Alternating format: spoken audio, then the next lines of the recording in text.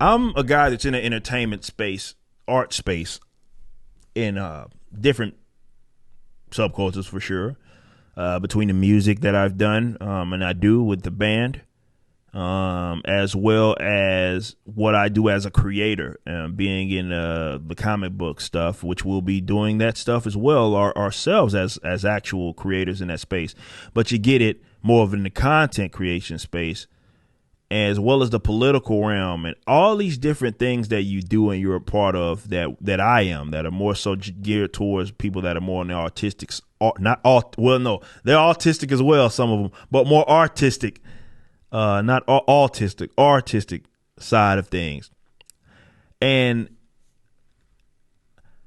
right now, there's a lot of folks who are in those, whether it be maybe they're writers, creators in those spaces that I named, as well as other things that I'm not a part of, but albeit are in maybe in the entertainment sector, in which they feel that they have to basically tiptoe around everything. They can't say certain things. They can't especially do certain things, even if they maybe know something wrong is going. They can't say anything about it because they feel as if their placement in the game is resting upon that. So what I mean by that is, okay, yeah, you lose your job. You may not be able to get the job. And those are things that a lot of people fear that are in these spaces. I get it all the time. The amount of messages I've got, some of the prints that you see on my walls, I have gotten signed from the artists themselves that have done it. And they have said, hey, I agree with you. Of course, I can't say that. I can't do that. But I love what it is you say. I watch all your videos. We've been on tours, for example, with my band, and you'll get the drummer or merch guy or somebody that's in another band who's like, man, we agree with the things that you guys say, but we can't say it. Is basically what they allude to. It's the fact that they feel as if they have to tiptoe around certain things and what they believe in and what they even believe is to be just or righteous, but they'll never put themselves out there to be put on the chopping block. And I can understand why people view the world that way. I don't, obviously, because I don't have to. But if you ever wonder why definitely content creators, you hear this about content creators having to take breaks, long extended periods of breaks for their own mental health. And I'm not saying they aren't under like they can't do that or something's like wrongful about it. No, that's not what I'm saying. Listen, it's more of when you put on a front. That's an exhausting thing. When you have to be someone that you actually are not, that is draining. So if you wonder why people, unfortunately, some even drive themselves crazy at the fear even of being canceled, or at the fear of, or just like they've been putting on a front, maybe they have been walking a tightrope, but they've been fronting to do that. It's an exhausting thing. It is. That's just not fun. And that's why a lot of them have to like take steps back. I don't ever feel like that because my work is me. And I am not saying that to brag. What I'm saying is there is liberation in being able to say and do whatever the fuck you want.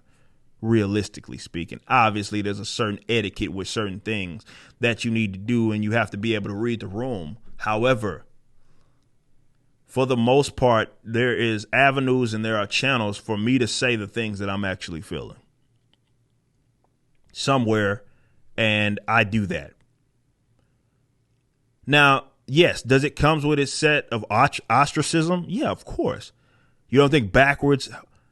Definitely when we put out the first album, you don't think that there were tours and stuff that we were more so supposed to be a part of, but because certain people don't like our politics, don't like where we're at on certain issues, it's like, why would we want this guy or want these guys to be a part of it? Because they don't like us. And I'm not crying about it. It's just, yeah, I'm telling you that, like, yeah, it comes with that.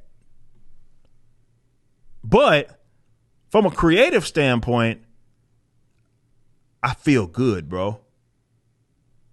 Like, I'm okay. The audience, for example, that we've built here are people that actually rock with us. And I'll take that over anything else. If I can do a show in front of just X amount of people, you know, we draw very well, definitely in the South. And, you know, people leave from that show, want to chat with us at the merch table, whatever it is. And they're like, man, I finally got a band that I can support where I don't have to feel guilty. You know, I don't feel guilty about supporting them because they don't fucking hate me, or they have political positions that I don't find just obnoxious. That's awesome, because it not only shows that, you know, we're doing something right, but also how necessary it is. See, all dialogue is lost, all differing opinions is lost, and there's only really in the arts one acceptable position, and it's usually generally of the mainstream leftists. That's the safest bet. This is why all these guys have the same generic fucking positions. It's because that's the safest bet. That's the one that ensures you don't get that much conflict. Whether it's wrong or right is not even relevant. But I can say, and I'm this is more so dedicated for people who I know that are in these spaces, who are on the fence, and they don't want to just say, you know what, I'm just going to be a creative. And what happens, happens. Do it. See, the tide does not change until you guys do it. Now, I think there is something to be said for the customers to kind of have their eye out and look for people that are in these creative spaces that don't fucking hate them. Remember my rule, 51% is all I ask. I don't expect you to abandon everything. I just ask 51%, not to me, 51% to creators and entertainers and whatever that are in these spaces that are doing good work, not just because they have differing opinions. No, they may have those, but actually don't hate you. But more specifically, they do good work. In addition to that, keep an eye out on that. Invest in those guys. Look out for those guys. 51%. So, yeah, I think the customers have to obviously be customers. But on the other side is we need creators that are in those spaces to say, you know what, fuck it. And it's a very liberating thing. It really is. It's a liberating thing. I wake up in the morning and, you know, before I work out or whatever it is that I'm planning in my day, whether it be the show,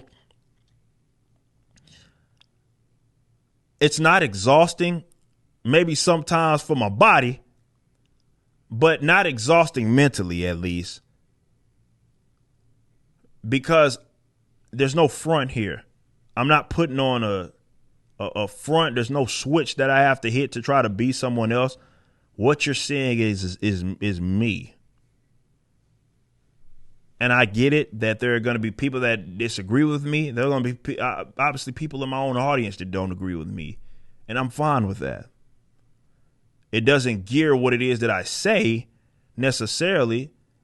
And to be fair, that's why people rock with me in the first place. It's because of that. It's because I make material that is honest at the bare minimum, and they might learn something. Inevitably they're going to disagree, but I'm not being fake. I'm giving you me.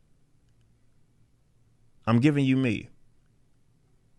So for those guys that are creatives in these spaces who are on the fence and you know that your voice is necessary, the quicker you do this and get out there and just say, you know what, fuck it, I am what I am.